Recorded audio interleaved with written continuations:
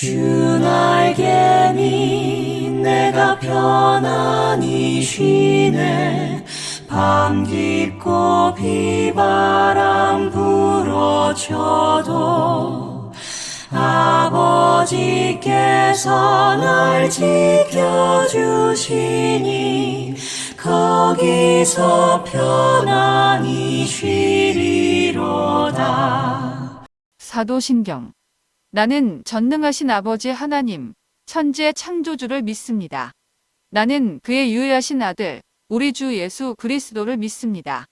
그는 성령으로 잉태되어 궁정녀 마리아에게서 나시고 본디오 빌라도에게 고난을 받아 십자가에 못 박혀 죽으시고 장사된 지 사흘 만에 죽은 자 가운데서 다시 살아나셨으며 하늘에 오르시어 전능하신 아버지 하나님 우편에 앉아 계시다가 거기로부터 살아있는 자와 죽은 자를 심판하러 오십니다. 나는 성령을 믿으며 거룩한 공교회와 성도의 교제와 죄를 용서받는 것과 몸의 부활과 영생을 믿습니다. 아멘. 오늘 성경 말씀은 누가복음 4장 25절부터 27절까지의 말씀입니다. 내가 참으로 너희에게 이르노니 엘리야 시대의 하늘이 3년 6개월간 닫히어 온 땅에 큰 흉년이 들었을 때 이스라엘에 많은 과부가 있었으되 엘리야가 그중 한 사람에게도 보내심을 받지 않고 오직 시돈 땅에 있는 사렙다의 한 과부에게 뿐이었으며 또 선지자 엘리사 때에 이스라엘에 많은 나병 환자가 있었으되 그 중에 한 사람도 깨끗함을 얻지 못하고 오직 수리아 사람 나아만 뿐이었느니라. 내가 고난 중에도 찬송할 수 있음 은혜의 힘입니다.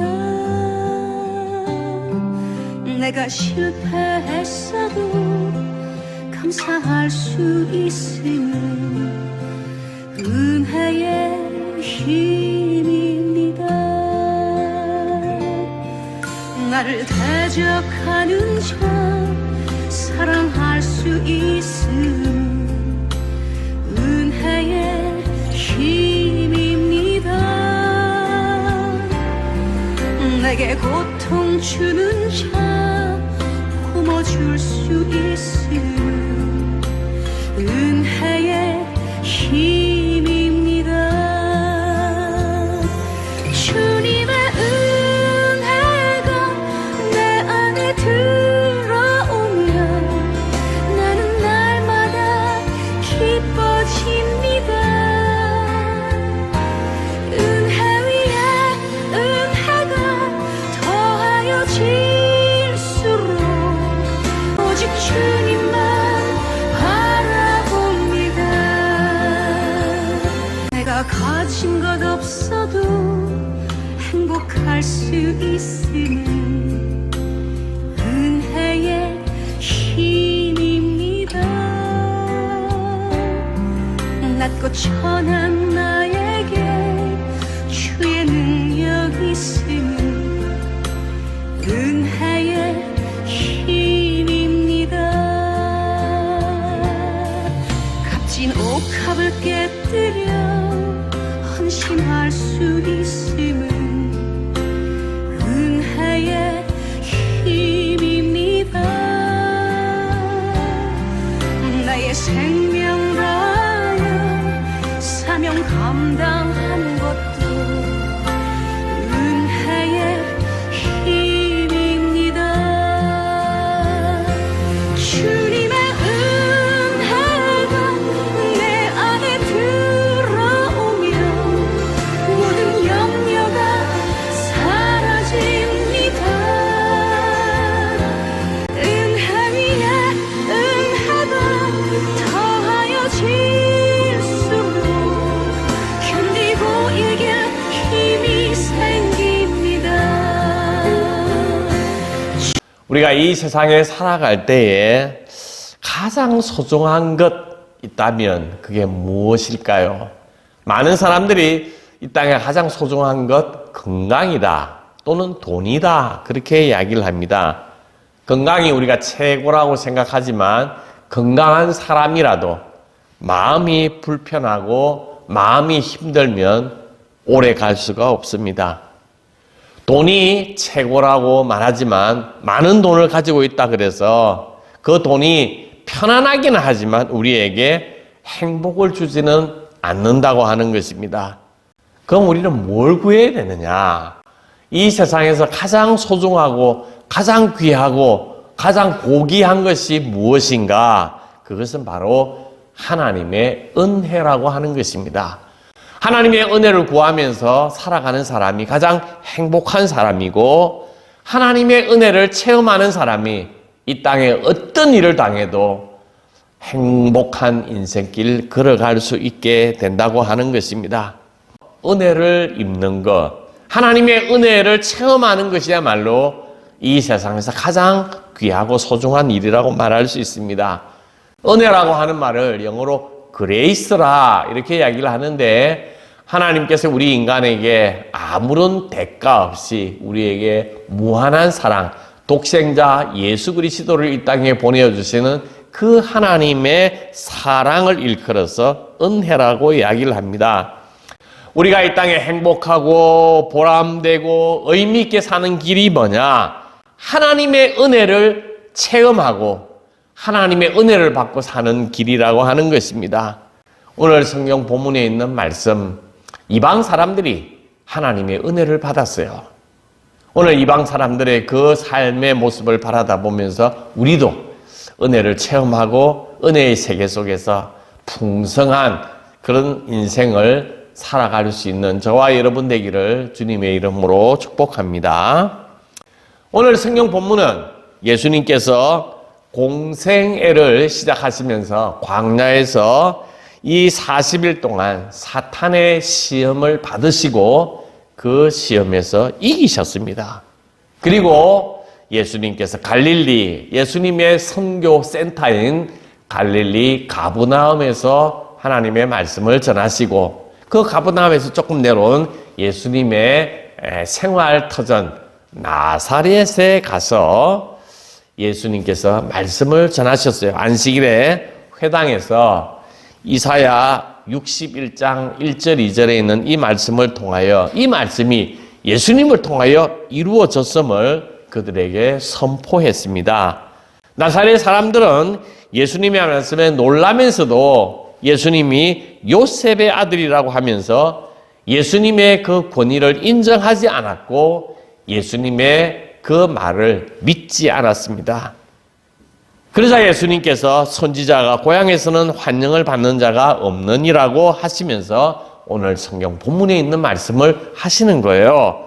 구약의 엘리야와 엘리사 시대에 나오는 두 이방 사람 사렙다 과부와 나아만의 예를 짧게 설명하시면서 이 유대인 나사렛 사람들이 하나님의 은혜를 거부하게 되면 하나님의 은혜를 받지 못하고 이방 사람들이라도 하나님의 은혜를 사모하고 그 하나님의 은혜의 세계에 들어가려고 믿음으로 나아가게 되면 하나님께서 은혜를 베풀어 주신다고 설명하시면서 나사렛 사람들을 향한 하나님을 공경하고 하나님을 사랑하고 하나님을 신뢰하는 하나님의 믿음 없음에 대한 경고하는 메시지이기도 합니다.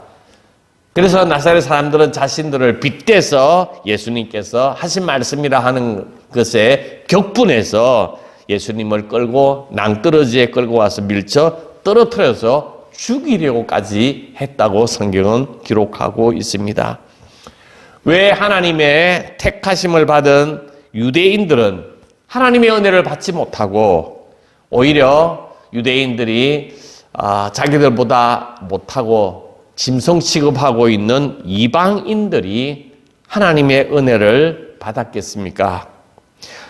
이 두 이방인들은 하나님의 은혜를 받을 수 있는 중요한 공통점이 있었습니다.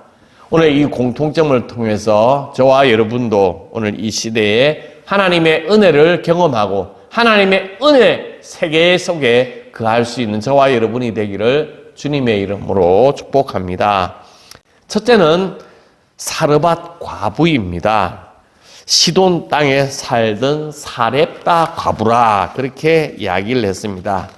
오늘 여기 성경 본문에 있는 말씀 25절은 이렇게 이야기합니다.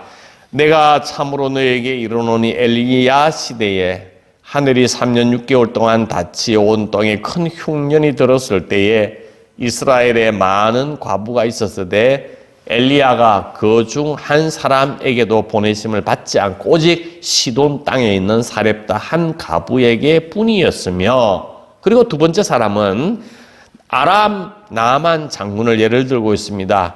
선지자 엘리사 때에 이스라엘에 많은 나병 환자가 있었으되 그 중에 한 사람도 깨끗함을 얻지 못하고 오직 수리아 사람 나만 뿐이었느니라, 그렇게 말씀하고 있습니다.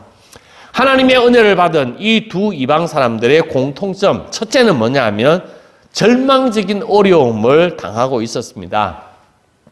엘리야는 북왕국 이스라엘에서 위대한 선지자이고 위대한 사역을 감당했던 사람이었습니다. 그래서 북왕국의 가장 극악한 왕 아합 때에 사역하였고, 아합 왕은 시돈 왕의 딸인 이세벨을 왕후로 삼아서 온 이스라엘 백성들이 하나님을 떠나 우상을 섬기게 되는 결정적인 계기가 되었습니다. 이로 말미암아 하나님께서 북이스라엘에 3년 6개월 동안 비를 내리지 아니했습니다. 온 땅이 가뭄으로 흉년이 되어서 온 백성들이 궁핍한 생활을 하며 어려움을 겪게 되는데, 하나님의 은혜를 입은 사람은 유일하게 이방의 여인 사렙다 한 가부뿐이었다고 선포하고 있습니다. 이게 사렙다 하는 것은 사르밧이라고도 이야기를 하는데, 지중해 연안에 두로와 시돈 사이에 있으며 현재의 지명은 사라펜드라고 하는 지역입니다. 이 가부는 마지막 한 줌의 밀가루로 떡을 구워서 외아들과 함께 먹고 그 후에는 죽으려고 하는 그런 절박한 때에 엘리야를 만나게 되었습니다. 아람의 나만 장군도 명성과 권력은 대단했지만 나병 환자였습니다. 나병 환자에게 그가 가지고 있는 모든 것들이 다 소용이 없었습니다. 당시 나병은 저주받은 병으로 알았기 때문에 그 누구도 가까이 다가오지 않았습니다. 그런데 이런 사람에게 자기 집에 일하던 이스라엘에서 포로로 잡혀온 어린 하녀가 하는 말에 귀를 기울이고 그 어린 하녀가 했던 그 말에 새로운 은혜의 길을 발견하고 그 은혜를 경험하기 위해서 나만은 그 말을 믿었다고 하는 것입니다. 하나님께서는 모든 인간들에게 절박한 상황 속에서도 이방인들에게나 유대인들에게나 은혜의 길을 열어주십니다. 은혜의 길을 열어주시는 들어가는 사람만이 은혜의 세계를 경험하게 되는 것입니다. 우리는 하나님의 자녀입니다. 은혜가 필요할 때 얼마든지 하나님께서 넉넉한 은혜를 베풀어 주실 것입니다. 은혜의 세계로 들어가는 사람에게, 물이 떨어지면 물을 받는 사람에게 물을 공급해 주시는 것입니다. 그래서 하나님은 언제나 우리에게 소망이 되시는 것입니다. 이 이방 사람들은 하나님의 말씀을 듣고 믿었습니다. 엘리야를 만난 사르밧 가부는 자신의 삶의 처지를 이렇게 고백합니다. 나는 떡이 없고 다만 통에 가루 한 움큼과 병에 기름 조금 있을 뿐이라. 내가 나무가지 두엇을 주워다가 나와 내 아들을 위하여 음식을 만들어 먹고 그 후에는 죽으리라고 생각했습니다. 근데 엘리야는 그 과부에게 그 마지막 떡을 만들어 가지고 자신에게 가지고 오라고 요구를 합니다. 그렇게 하면 여호와가 비를 지면에 내리는 날까지 그 통에 가루가 떨어지지 아니하고 그 병에 기름이 없어지지 아니하리라 하는 그 말씀을 이 사르밧 과부는 믿었습니다. 엘리야의 말을 듣고 믿었다고 하는 것입니다. 엘리사 때에도 이스라엘에 많은 나병 환자들이 있었지만 하나님께서 그 나병병을 고쳐줄 것이라고 믿는 사람은 한 사람도 없었습니다. 그러나 이스라엘을 늘 침략하던 이웃 원수의 나라 수리아의 나만 장군은 나병 환자였지만 이스라엘의 에서부터 잡혀온 조그만한 포로 소녀가 하는 말에 귀담아 듣고 우리 주인이 이 나만 장군을 이야기하면 우리 주인이 사마리아에 계신 선지자 엘리사 앞에 가게 되면 그 나병을 고칠 수 있습니다 라고 소녀가 이야기를 합니다. 그런데 이 나만 장군은 그 소녀의 말을 듣고 믿었습니다. 그리고 엘리야를 향하여 먼 길을 출발하게 되는 것입니다. 이스라엘에 많은 나병 환자들이 있었지만 그 시대 유일하게 나만 장군만이 은혜를 입어서 그 나병을 고칠 수 있게 되었다고 하는 것입니다. 우리가 신앙생활을 하면서 가장 중요한 것은 뭐냐? 하나님의 말씀이 이루어지는 것을 믿는 것입니다. 하나님의 말씀은 살아계신 하나님을 만나는 통로이기도 합니다. 그래서 하나님의 말씀은 살아있고 능력이 있어 우리를 변화시키는 능력을 가지고 있다고 이야기를 했습니다. 은혜를 누리려면 하나님의 말씀을 듣는 자리에 있어야 합니다. 오늘 여기에 있는 하나님의 말씀을 듣는 여러분 모두에게도 하나님의 말씀을 듣는 이 은혜로 말미암아 그 은혜가 하나님의 말씀이 듣고 그 하나님의 말씀이 믿어지는 놀라운 하나님의 사랑이 여러분 가운데 임하기를 주님의 이름으로 축복합니다. 세 번째로는 두 사람은 끝까지 순종했습니다. 사르밧 가구는 엘리사의 말을 듣고 그대로 순종했습니다. 마지막 떡을 엘리야 자신에게 대접하라는 그 말씀에 주저하지 않고 마지막 음식을 그 엘리야 선지자에게 갖다 내 놓았습니다. 얼마나 자신이 배가 고팠겠습니까? 밥을 달라고 우는 어린 아이도 데리고 있었습니다. 그럼에도 불구하고 그는 믿음과 순종을 가지고 우는 아이를 떨치고 떡을 구워서 엘리야에게 갖다 주었습니다.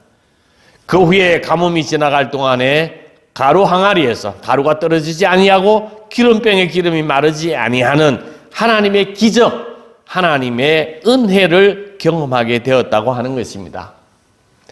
나아만 장군은 장군복을 입고 큰 군대를 거느리고 엘리사의 진문 앞에 와서 엘리사에게 내 병 좀 고쳐달라고 요청을 합니다. 당시에는 수리아가 강국이었기 때문에 장군이 와서 이야기를 하면 이 장군은 그냥 엘리사가 와서 막 안수도 하고 막 물에 이 기름을 붓고 정말로 막 열렬한 기도를 통해서 낫게 할 줄 알았는데 얼굴도 보이지 아니하고 그 종이 나와서 저 요단강에 가서 7번 목욕하고 돌아가시오라고 이야기를 합니다. 정말로 장군으로서 자존심 상하는 일이기에 화가 나고 다시 돌아가려고 합니다. 나병이 요단강에서 7번 목욕한다고 그 나병이 고칠 수 있는 병은 결코 아닌데 그 나병을 고치려고 그러면 요단강에서 7번 목욕을 하라고 하는 것입니다. 먼 길을 왔는데 하나님의 기적을 믿고 왔는데 이렇게 박대를 당하게 되니까 이 나만 장군의 마음속에 분노가 일어났습니다. 저 요단강은 얼마나 큰 흙탕물이냐. 우리 수리에만 해도 아바나 강과 바르바르 강이 푸르고 맑고 깊은 강인데 그 강에서 목욕을 해야지. 이 흙탕물 요단강물에서 어떻게 목욕을 할 수 있느냐고 이야기를 합니다. 그래서 분해서 돌아서려고 하는데 그 부하가 이렇게 이야기합니다. 장군이여, 그렇게 하지 마소서. 지금 병을 고치러 왔는데 이보다 그 더 큰 일을 해다 해도 뭐 할 수 있지 않겠습니까? 7번이 아니라 70번을 목욕을 하라 그래도 못할 건 뭐 있겠습니까? 강가에 가서 목욕을 하라는데 못할 건 뭐 있습니까? 합시다 하고 부하가 그 장군에게 간청을 합니다. 나만 장군은 이해가 되지도 않고 도저히 자기의 분노로 그 마음을 수용할 수 없었지만 부하의 간절한 간청에 의해서 다시 순종하게 되는 것입니다. 요단강에 가서 7번 목욕을 하니까 이 나병이 깨끗이 사라지고 어린 아이와 같이 부드러운 살을 갖게 되었다고 하는 것입니다. 하나님의 은혜는 언제나 우리의 생각을 뛰어넘어야만이 하나님의 은혜의 세계로 나아갈 수 있는 것입니다. 순종의 가장 큰 장애물은 바로 교만입니다. 자신의 경험, 고정관념, 교만을 벗어야만 합니다. 그것을 벗어야만이 놀라운 하나님의 은혜를 맛보게 되고 은혜의 세계에 들어가게 되는 것입니다. 믿음, 하나님의 말씀을 듣고 신뢰하고 믿는 것입니다. 그리고 하나님의 말씀을 믿고 난 다음에 실천으로 순종하게 되면 병나음을 얻게 되고 밀가루가 끊임없이 솟아오는 하나님의 기적을 경험하게 되는 것입니다. 우리는 말로는 순종 이렇게 이야기를 합니다. 참 아름다운 말이기도 해요. 그런데 정말로 하나님의 말씀을 듣고 하나님의 말씀 그대로 순종하기가 참으로 어렵습니다. 특히 오늘날 개인주의적인 사고방식과 또 자존심이 강한 그런 현대인들에게는 정말로 순종이라고 하는 말 실행하기가 너무 어렵습니다. 실행하기가 어려우니까 하나님의 은혜를 경험하지 못하는 거예요. 하나님의 은혜를 입지 못하는 결정적인 이유가 뭐냐면 하나님의 말씀에 순종하지 않기 때문이라고 말할 수 있습니다. 사무엘상 15장에 이렇게 이야기합니다. 사무엘이 이르되 순종이 제사보다 낫고 듣는 것이 순양의 기름보다 나으니 이는 거역하는 것은 점치는 죄와 같고 완고한 것은 우상에게 절하는 죄와 같음이라.